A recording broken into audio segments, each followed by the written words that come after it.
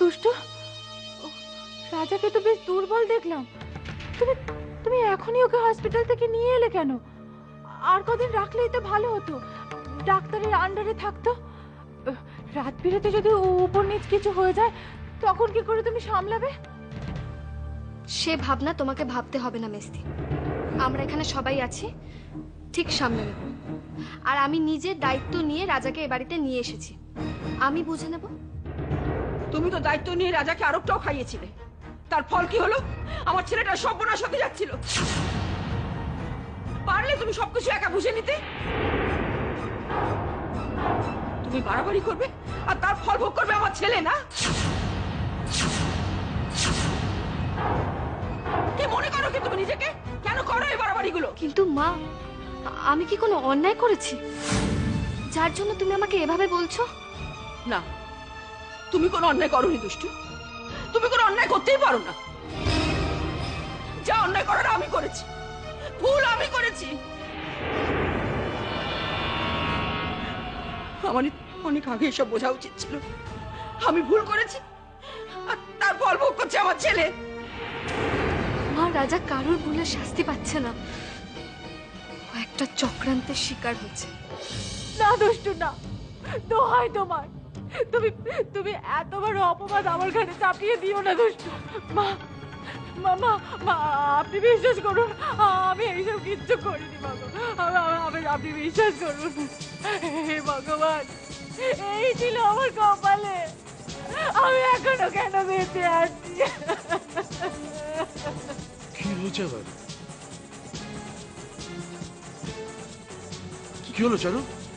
এত চেঁচামেচি কি ব্যাপার? আচ্ছা রাজা, অডিশনে যাওয়ার সময় বা ফেরার পথে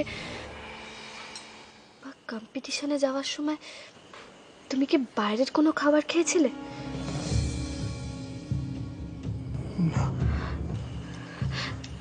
রাজা, একবার ভালো করে মনে করে দেখো না, খেয়েছিলে বাইরের কোনো খাবার? খাওনি? তার মানে বাড়িতে কি ওষুধটা মিশিয়ে খাইয়ে দিয়েছে তোমাকে? হয় আরেকটার সঙ্গে, না হয় রাতের খাবারের সঙ্গে। কিন্তু রাতের খাবার তো বর্দি ভাই বানিয়েছে, আর আরেকটা তো মামুনি বানিয়েছিল।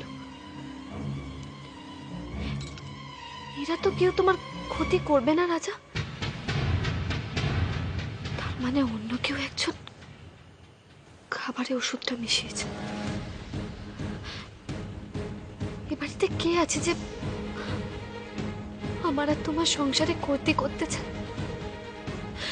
কে হতে পারে রাজা?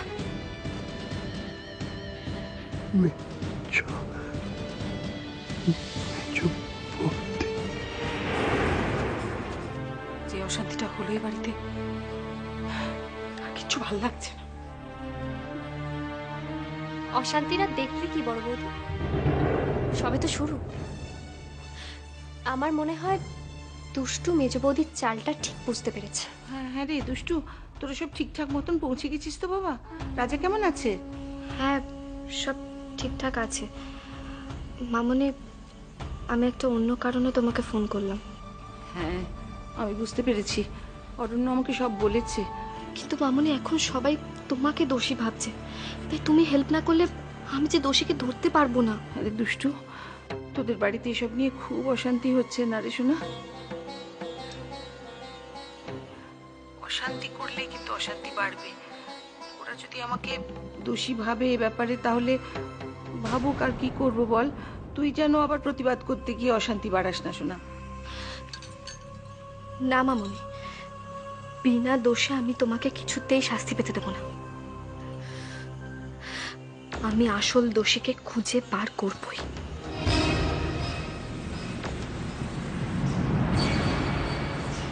শান্তি বাধা